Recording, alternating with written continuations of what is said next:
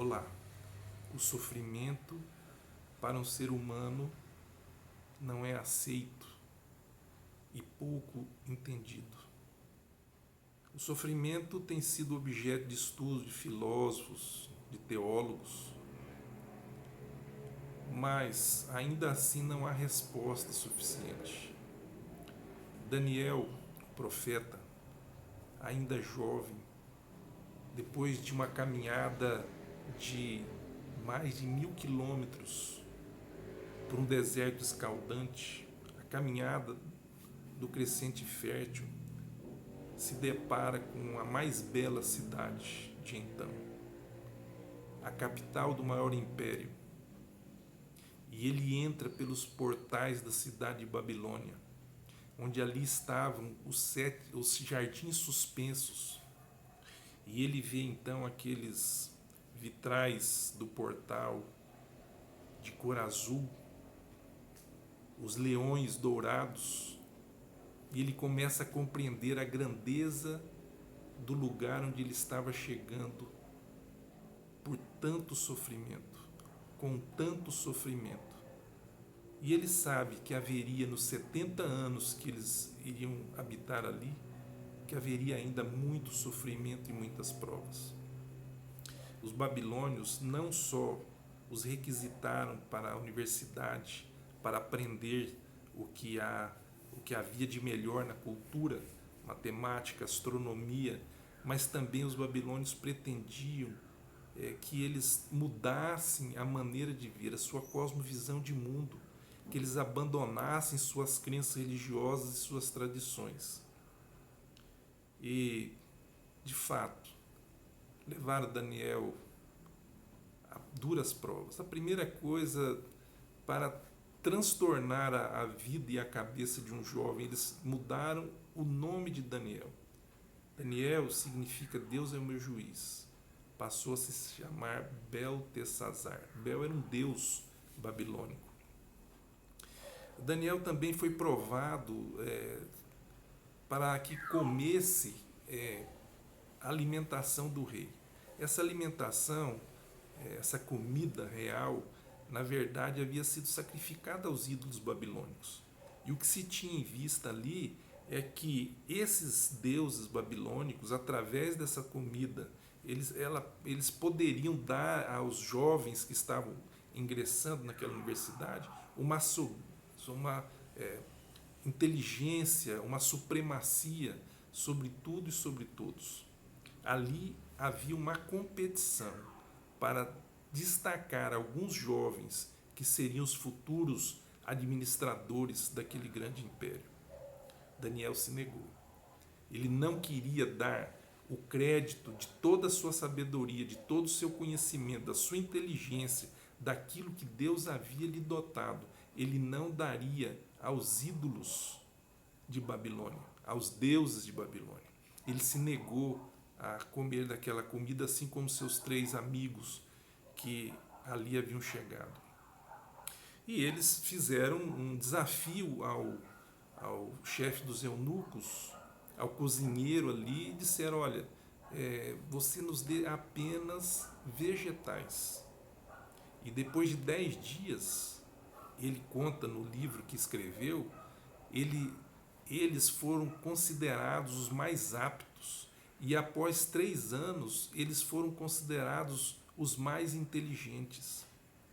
A prova, a luta que eles tiveram sob tensão, ameaça de serem, quem sabe, mortos ali mesmo, ou dispensados da corte, fez com que eles se tornassem pessoas mais firmes, mais preparadas para a vida, mais preparadas para o sofrimento. E então nós vemos agora a história de um homem que é escolhido por Deus para receber uma série de mensagens. E essas mensagens têm um conteúdo especial. Qual é o conteúdo especial destas mensagens? Nós vamos ver, e eu quero contar essas histórias aqui no canal, mas nós vamos ver no capítulo 2 um sonho que o rei Nabucodonosor teve com uma grande estátua.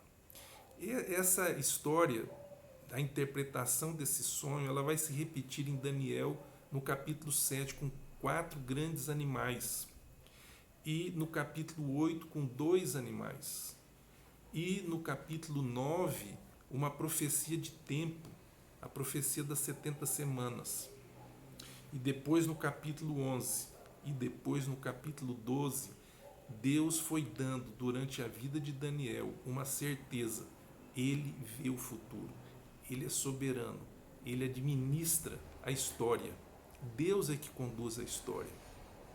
Pois bem, eu comecei falando aqui de sofrimento. A pergunta é: o que tem a ver sofrimento com conhecimento do futuro, da história, dos animais, da estátua? O que tem a ver uma coisa com a outra?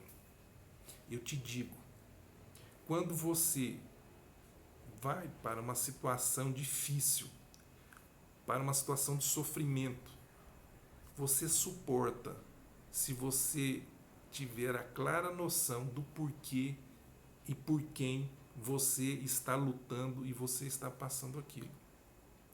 O conhecimento que Deus dá e deu para Daniel do futuro, ele dá para nós também. Nós estamos aqui vivendo uma situação muito difícil. O que significa esse sofrimento todo? O que significa o que nós estamos vivendo? Qual a razão disso? O mesmo Deus que deu a Daniel a certeza do futuro, o mesmo Deus que deu suporte para que Daniel ingressasse em Babilônia já preparado e sólido através das profecias de Jeremias, Sofonias, Ulda, Abacuque, o mesmo Deus que deu esse privilégio para Daniel nos dá também hoje. As profecias bíblicas, e aí há um leque muito grande, e nós vamos falar nesse canal sobre isso muitas vezes. A revelação que Deus faz do futuro, ela nos traz a garantia de que tudo que nós estamos passando aqui é algo infinitamente inferior ao que vem de alegria e de felicidade no futuro. Nós, enquanto cristãos, nós aguardamos a volta de Jesus. Eu quero te fazer um desafio, um apelo. Talvez você não consiga ainda crer nisso que eu estou dizendo, mas eu vou te fazer uma afirmativa. Deus nos tem revelado o futuro, e é essa revelação do futuro que nos dá forças e nos consola no sofrimento. Eu gostaria de convidar você para que nós possamos estudar durante alguns dias, alguns vídeos que eu vou colocando aqui nesse canal, sobre essas profecias do tempo que virá, a solução da história para esse mundo. O que é que Deus pretende com tudo isso e está no futuro? Porque se Ele diz que Ele é soberano, que Ele é onipotente, que Ele é onipresente e que Ele nos ama, Ele tem um plano para o futuro, assegurado para você, para mim e para toda a humanidade. Fique com Deus, tenha confiança, tenha fé. Vamos estudando essas histórias maravilhosas de um Deus que conforta as pessoas, um Deus que dá ânimo para suportarmos o sofrimento e as batalhas, revelando para cada um de nós o futuro, assim como fez com Daniel nesse episódio da sua vida.